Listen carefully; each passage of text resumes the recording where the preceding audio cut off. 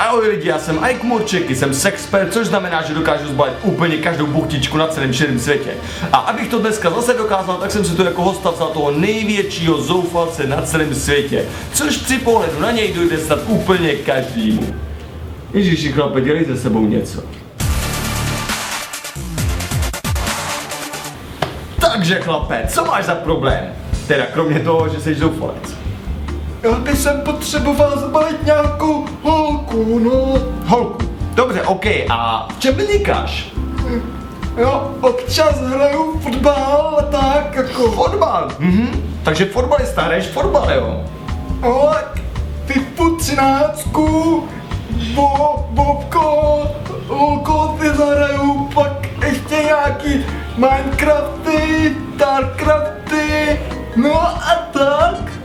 Už to mám. Chlape, pozor, geniální nápad. Takže ty tu holku pozveš na kafe. Jo, díky Ajku, ty jsi nejlepší, fakt. Počkej, to není všechno. Ty tu holku pozveš na kafe do počítačové herny. Tady to mi máma zakázala dělat, to nemůžu už. Protože jsi to chlapi asi vždycky dělal špatně. Podívej, jak bych to udělal já. Takže, dáváte si kafíčko, o něčem si povídáte, keci a jen tak od boku mimochodem prohodíš, že jsi fotbalista. Strašná fronta, takže Jsem fotbalista. Holky milujou fotbalisty. A aby ses ukázal, taky to předvedeš v praxi.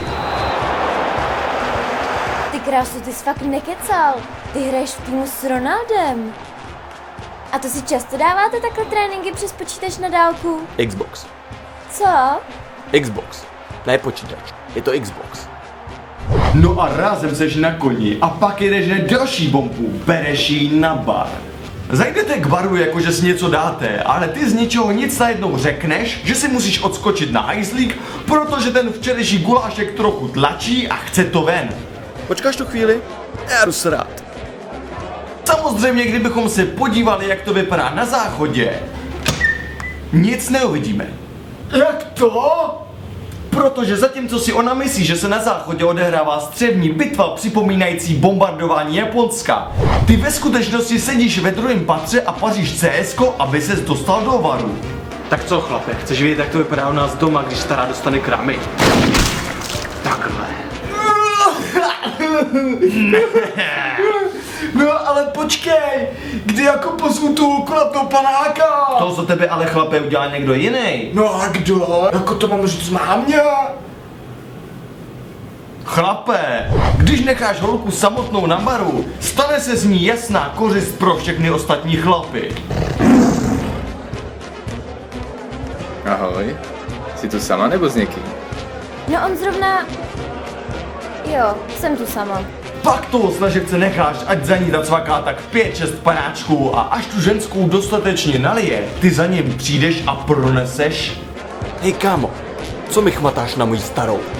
A následuje bitka. No ale počkej, já se vůbec neumím prát. Ale umíš.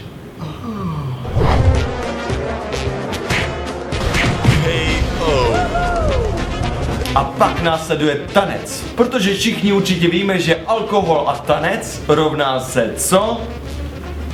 Jo, plitky to jsou. Marku, sex přece. Jo, to jsem věděl, já jsem to chtěl říct sex.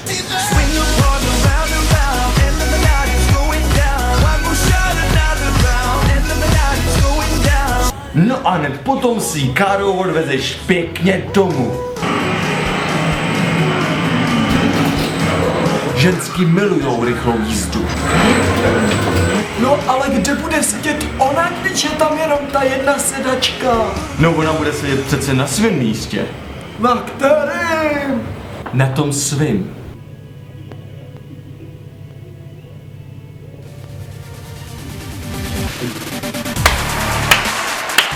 Chlape, ty seš mago. Já vím, jsem genius a právě čekám na dalšího hosta, protože já zbalím i to, co už dávno zbalený bylo.